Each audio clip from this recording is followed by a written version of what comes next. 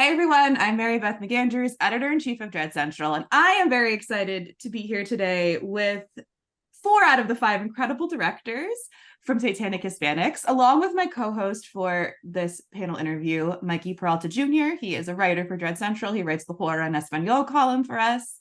But we are joined today by Eduardo Sanchez, Mike Mendez, Gigi Saul Guerrero, and Alejandro Brugues. Thank you so much all for being here today to talk about your fantastic new anthology film. Thank you. Thanks for having us. Thanks for having us. Absolutely. All right, Mikey, you're going to start us off with your first question. Yeah, of course. So first of all, hi. I'm really excited to be here. So one thing I noticed about this film is that I know one of the major aspects about it is that, and I believe Alejandro Brugues has said this before, is that we want to show that Latin America is not a monolith. And I think that's why this film is so just diverse in its genre, its setting, and its style. So what I want to know is basically, when creating this concept, did you guys have specific countries in mind, or was it more just finding a specific director from a certain country? It was, well, first, let me do my favorite thing in these things. It's Brugues, not Brugues. Brugues! All right. Sorry about that. I always love how everyone always leaves my name for last while they try to figure out how to do it. I still think my favorite has been Alejandro Brugues. Yeah, it makes so much more sense, you know. Yeah. Exactly. And I don't need more of this. I have to stop with this all the time. Okay, Mike, you want to go or I go? Oh, you started, but I can finish. But go for it. We didn't have like specific countries in mind. We knew we wanted to do it with friends that were also like kick-ass Latino directors, and we also wanted to have like a very diverse, like try to get as much of all different Latinos as we could. So we have Mike, who is first generation. Then you have Ed, Gigi, and me, who immigrated to the US, but we also wanted some from Latin America. So we started like, it wasn't like we really took a lot of time, because we were immediately like, hell, Terrified is such a good movie. Let's try to get the guy. But I know a lot of the horror Latino directors. Gustavo Hernandez from Uruguay. I know some from Colombia, Juan Felipe Orozco, a lot from Mexico, but we already had Gigi. Ed and I are both Cubans, but you cannot have enough Cubans, and so that's the exception. But yeah, wait, hold on. Hold on. I don't know about that. Yeah, there might be one Cuban too many. No. Yeah. Yes, exactly. Yeah, one Cuban is too many. Right. Exactly. The joke about Cubans and the Hammer of Zanzibar makes sense now. Yeah, sure. But also, I think Mary said it better than anybody else could. but besides the filmmakers, Latin America has just such a rich kind of history of lore and myths that was kind of fun. Everyone was up to everyone to what creature they wanted, but it was kind of fun to kind of look up different creatures that exist, whether they be giant serpents, whether it be gods or old big brimmed there's one called El Silbón that's like the whistler. Every country's got its own kind of thing, so it was and we don't know about these legends. We don't we know La Llorona, we know Chupacabra and things like that, so it was kind of fun to kind of hand pick like, hey, well, what's an interesting legend I don't know too much about that would be kind of fun. And then we didn't do it. Yep. And then there's a Rubik's Cube legend. And then there's a Rubik's Cube, yeah. Yeah. So, the legendary the old Argentina. And the old Latino vampire, which is very famous. Exactly. El demonio Rubico. Yeah. The thing is, Mary and Mikey, definitely something that's been a lot of fun on this anthology is just sharing the similar sense of humor that I think all of us have. I don't think I've ever felt so close to any other group of filmmakers in an anthology that I have participated in, we are always making fun of each other. And it's kind of nice because we kind of understand that of each other too. So and it's just easy, and it's easy. Yeah, it's just worked out so well. We're easy targets, so exactly, it's easy. A lot of material. Exactly. I'm not making fun. I'm serious all the time.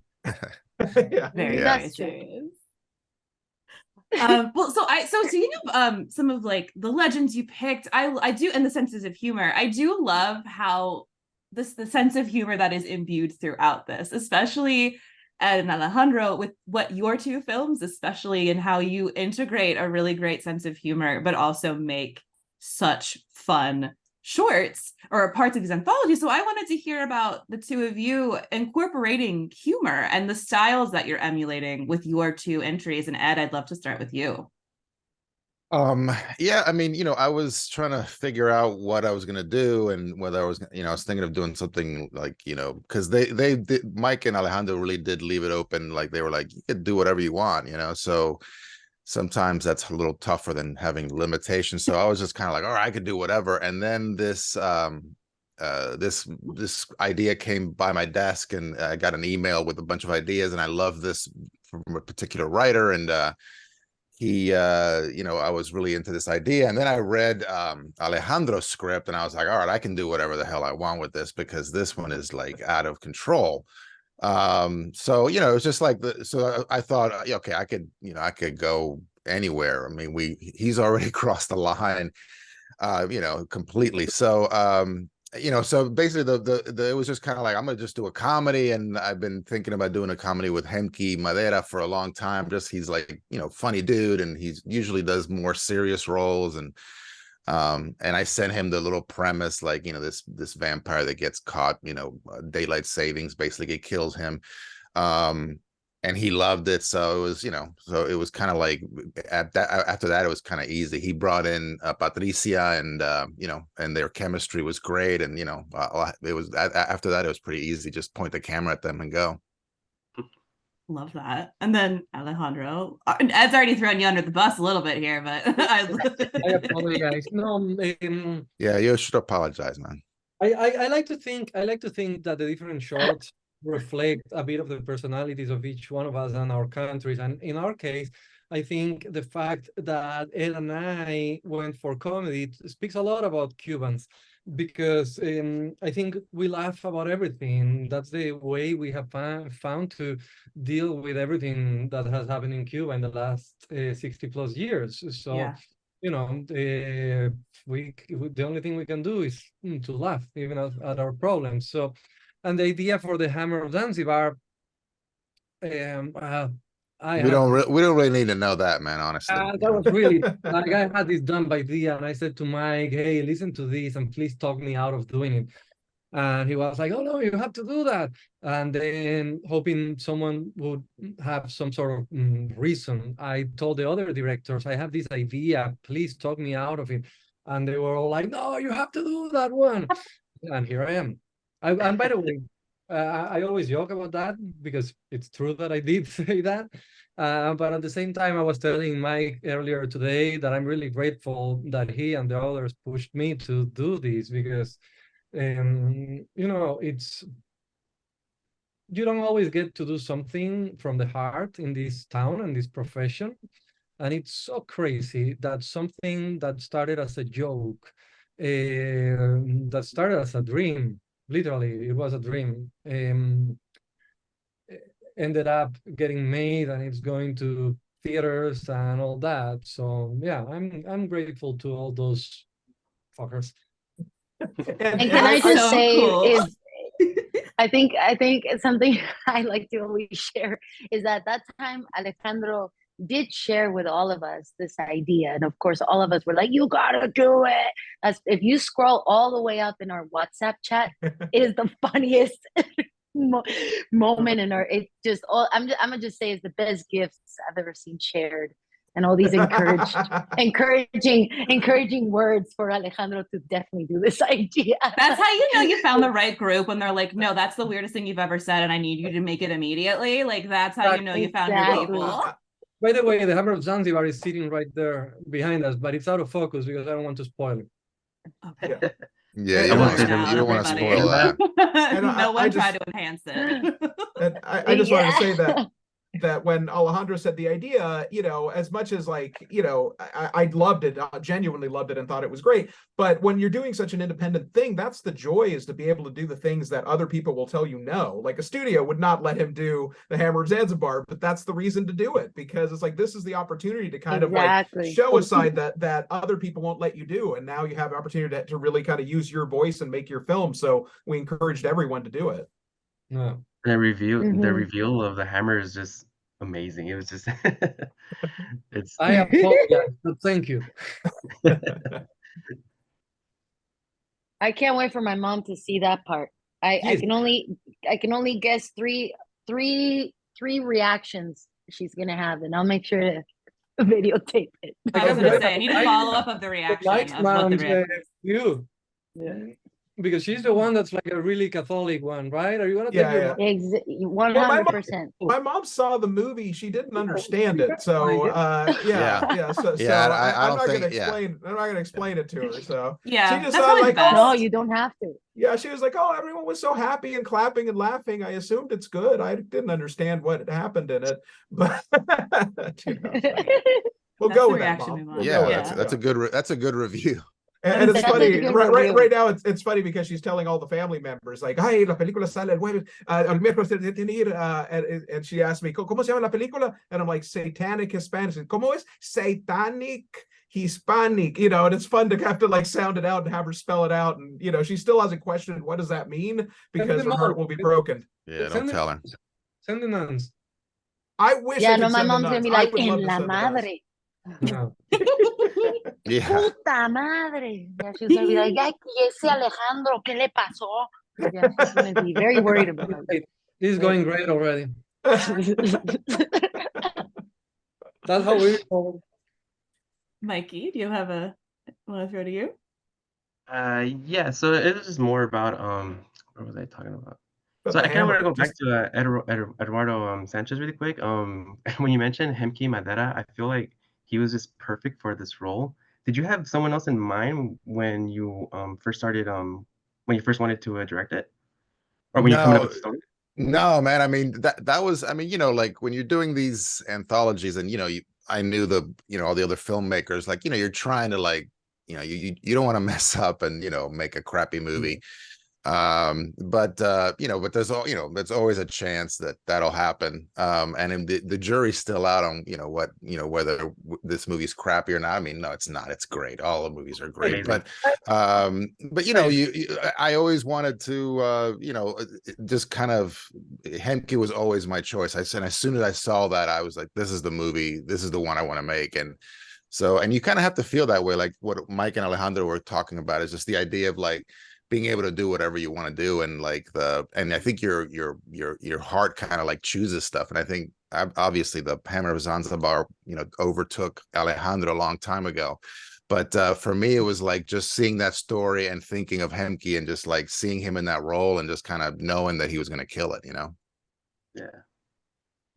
And Yeah, Gigi, I would ask Gigi about the effects, and like the effects in this entire movie are incredible. But Gigi and Nahuales, yours especially. I mean, let's not spoil it, but there's some flesh ripping that happens that is quite incredible in terms of like transformation, like creature transformations, and just like so incredibly well done. So I wanted to hear from you about how that worked in terms of like, one, I want to hear more about the inspiration for that story, and then also hearing about how you worked on the creature design and accomplishing such incredible creature transformations for the anthology.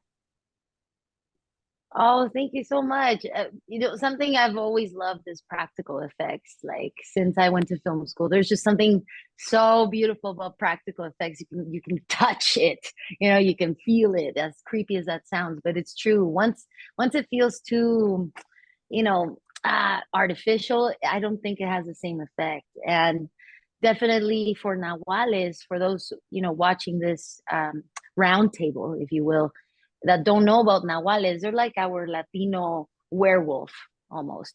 So a Nahual, coming from the culture of the Mayans, it's basically everybody carries a spirit animal of their own, and you're able to become your Nahual at any time you want to do something beautiful with it. The reason why us Mexicans, especially with Catholic background, have been so scared of shapeshifters and so scared of nahuales in general is because nahuales have been looked at as a bad thing. They've been looked at as these indigenous people that use their nahual for evil reasons, for vengeful reasons, for bloodshed type reasons. And they also mix this magic with brujeria or mix this magic with santeria or other things. But I was like, if it's so bloody, maybe there's a good reason why. And that's the reason I want to explore. Maybe there's a good reason why they're using it for vengeance, you know? Maybe that's why.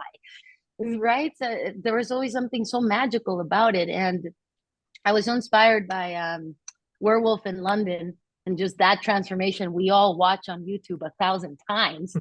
I was like, we got to do the Latino one of that, you know? I was going to compare it to that. So I was thinking that in awesome. my head. Like you did, yeah, so. Awesome. No, and since film school, we've been trying to do weird practical effects. Like I remember in the past, we have melted gummy bears before and melted weird things just so you have that gooiness and that plasticness that just looks gross. And so for this one, we really put our budget towards the transformation of this nahual to really feel a more greedy, I guess, a more greedy style of transforming, something that really feels of the flesh and the skin.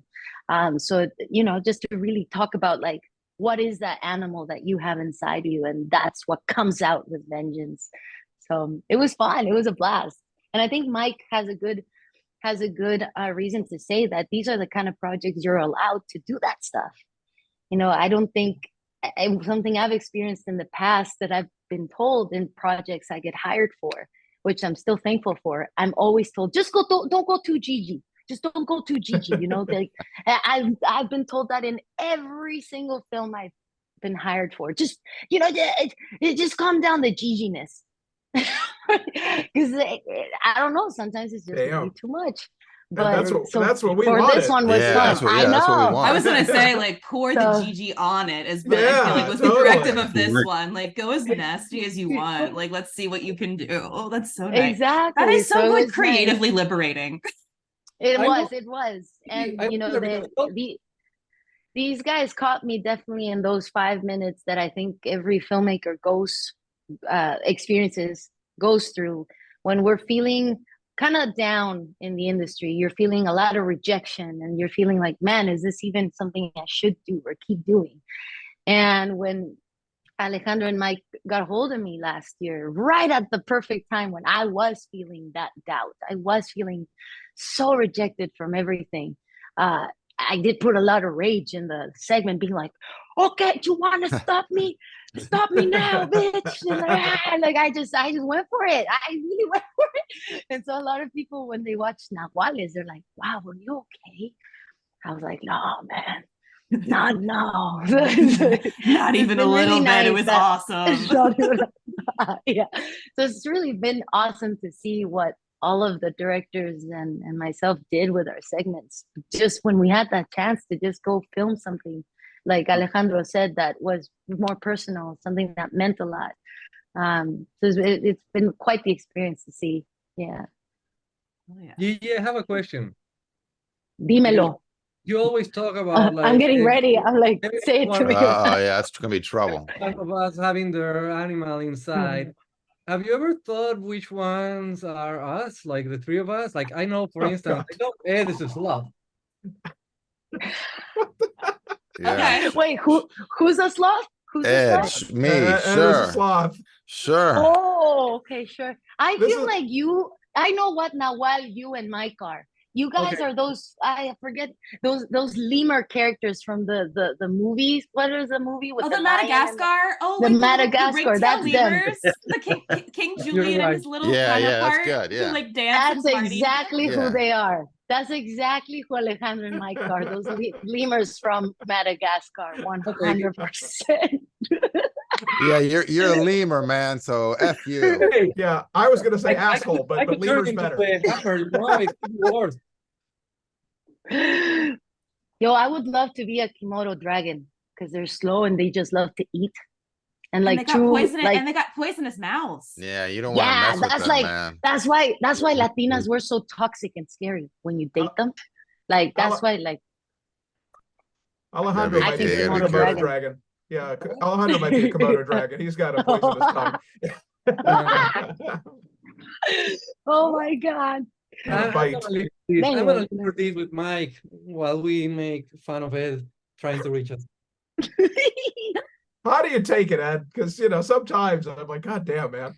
I mean, you got to see who it's you got to see who it's coming from, and you got to pity the it comes from a place of just understanding that he's doing his best. Sometimes I'll retweet something that he'll say something mean about me, and then my other friends will go like, "Who said that? What an asshole!" And then I'll say, "Oh, it was Alejandro." Then they'll go like, "Oh, never mind." Yeah, of course, I get it. Yeah. Yeah, your friendship is so beautiful. Yeah. I never understood. Seems beautiful. Only in these brief minutes together, I see the friendship, the beauty of the friendship. It's like, what's love got to do with it? He's Ike Turner, I'm Tina. Yeah. So. Incredible, absolutely incredible. I'll sort of Mikey for the next question to follow that up. I don't approve that. I like it way better when we just admit we're lemurs. that we are herpes, that we're each other herpes. Yeah, herpes is good. That's true. We're like each other's herpes because we can't get rid of each other. Yes. So, question. Cute.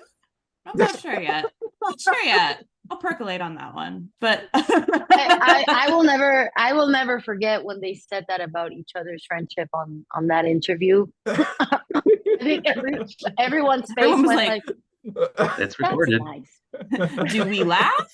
Do not like no, you can't, you just kind of stare at them. Yeah, don't encourage them. But Mikey, I'm gonna toss to you for the next question. Mikey has so many questions now. Yeah, Mikey's like, what the hell we got ourselves into? Going. I do want to stick to Gigi a little longer, just to talk about more about the design for the Nahual. So are there any other inspirations that came with it? Totally. Something that was really neat is that the more we looked into Nahuales, and anybody interested, definitely just Google Nahuales.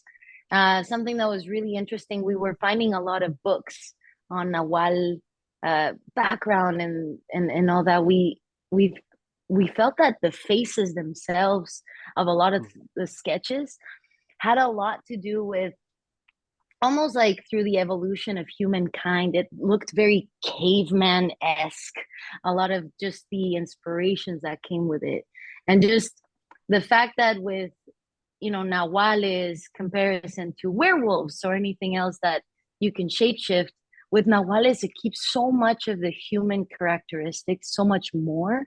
And it's almost like everything was so hairless without hair. It reminded me a lot. I don't know if you guys remember this from our childhood, or my childhood. Remember the movie Witches, that they all turn into rats? Like, I remember that as a kid. That scared the crap out of me when I watched that film. It's still keeping so much of those human characteristics that maybe it's almost like your ugly side is what stays on there. And that was definitely the biggest inspiration, to almost put the ugliness of a human still on the design of a Nahual. It's almost like the animal tried to get through, but who you are will never go away.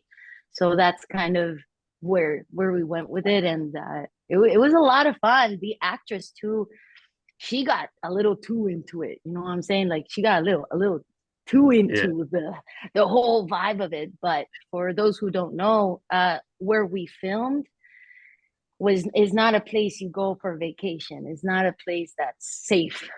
In Catemaco, Veracruz is the birthplace of witchcraft. And we had to ask the shamans for permission to film there. And I remember when we were filming, she finally had the whole prosthetic, all the transformation, the eye contacts, everything.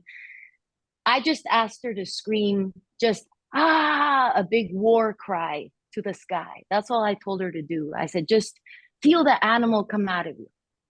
But what the actress did, and you can see it in the movie, she screams, siéntelo, which means feel it. And that's all she kept screaming we actually, in our first cut, we had her screaming that almost 7 times. I liked it too much. My producer was like, cut out 5 of those bleeps. But she was screaming, siéntelo, and she really meant it. And she actually, when we cut, she actually had to rest, and she was feeling like she was going to pass out. We thought it was the prosthetics, that she was feeling claustrophobic or something. And no, she explained she felt all this magic. She felt all this energy that just fully took over her. And the way she screams it, and the sound design, it's just the boom operator listening to all the animals in that entire jungle screaming with her. And that's when my producer, was the only guy that doesn't speak a lick of Spanish, was like, what the fuck is happening? And it was quite the experience. Like, I don't know, I'm a big believer that the type of energy you call for can really be, I don't know, woken up or invited in. And definitely filming Nahuales was an amazing experience. And actually going to Catemaco, we felt a lot of big heavy energy filming there, and it has nothing to do with the prosthetics or the creature design, but just putting all that stuff on the actress brought so much other things that I didn't even ask her to do. So yeah, it was really cool. Really cool. Amazing.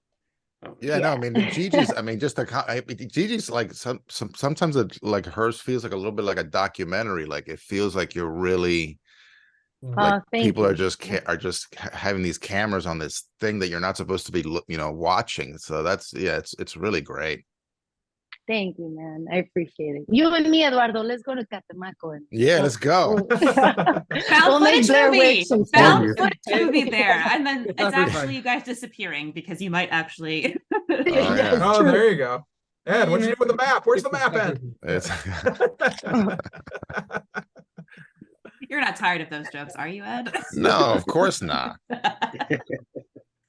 Well, before we wrap up, I do want to know, I would love to hear a recommendation from each of you of a horror movie directed by a Latin American director that people need to see. And no, you could not, you have to, a movie that you yourself have not directed, but would love to just give some more recommendations to people out there who see Satanic Hispanics and are like, I need to watch more Latin American horror. I would love to just give some people some places to start. So can we start actually with Gigi? I'll start with you. Sure. I've been lucky enough to even call them my friends, but I love seeing that there are two Latinas out there, Mexican women killing it. One is Michelle Garza with Huesera, the Bone Lady, I think it was called in English. You can see it on Shudder. I remember talking to her, and she was so nervous for her film to come out. And I was like, "Girl, it's a good movie. Like, put your energy." Yesterday, last night, they won Ariel. And they won exactly first movie, yeah. And that movie has been doing so amazing. And of course, Isa Lopez with Tigers Are Not Afraid.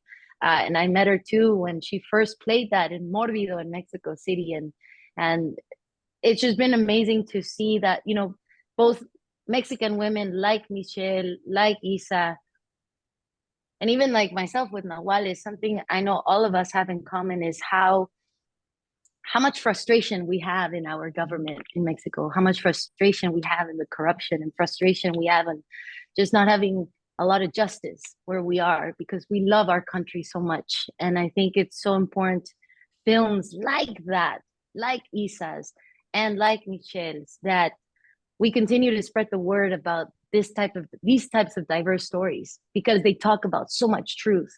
And I think last thing I'll say about those two movies, they speak to all women around the world too. Those are stories that are not just for Mexicans, not just for Latinos, but they speak such a truth of a worldwide topic, which I won't ruin it for anybody. But I think that's the responsibility that I'm always like giving a big thumbs up as storytellers, that we go for it, for those kind of stories. Oh yeah. Both of those filmmakers are absolutely incredible. So, and they're both of their movies are on Shudder, so everyone can watch them easily. Oh yeah, they're both on Shudder. Yep. Yeah. Yep. But then Alejandro, I'll go to you next. Okay, so well, Gigi said two very good ones. So let me start from Argentina, obviously with the Mian and Terrified. If you haven't seen that movie, you have to, because it's amazing. Now he's working more in Mexico, but from Argentina too. Adrian Garcia Bogliano is very good. He has many movies. Cold Sweat was a good one back from when he was in Argentina. Then Uruguay, you have Virus 32 by Gustavo Hernandez, who also did The Silent House, which was remade. In Colombia, I would recommend El Páramo. I think it's called The Squad in English. I don't know where you find it. It was directed by Jaime Osorio, who was a super talented director, Latin American director that sadly passed. You can watch La Llorona by Jairo Bustamante. What else? Well, Gigi covered the Mexicans. Well, let me add from Mexico, I don't know, Somos lo que hay, We Are What We Are by Jorge Michel Grau. I'm pretty sure I'm gonna get a lot of shit from friends because I'm forgetting them. But I mean, that's like a good solid list. That's why they asked you for one.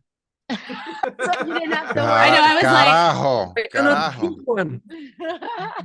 I understand. It's a big question. I'm giving one from every country that has. Oh, yeah. All right, Ed, I'm going to go to you next. I mean, like to me, making this film was like kind of eye-opening because I wasn't really aware of Gigi or Demian's, filmography, but I would just suggest just look at this group right here and just go back and check out their films, because I think a lot of them deserve a lot more attention than they got. So there's a lot of gems out there. Thank you. There really are. And then Mike, we will end with you. Well, that's the thing. Everyone has selected so many, and the guys. I know this is not hyperbole. My favorite, Latin American filmmakers are here. Literally, that was the point of making the film. So I like to pick somebody else would be untrue. So we're not gonna choose. I'm not going to choose what? Kronos.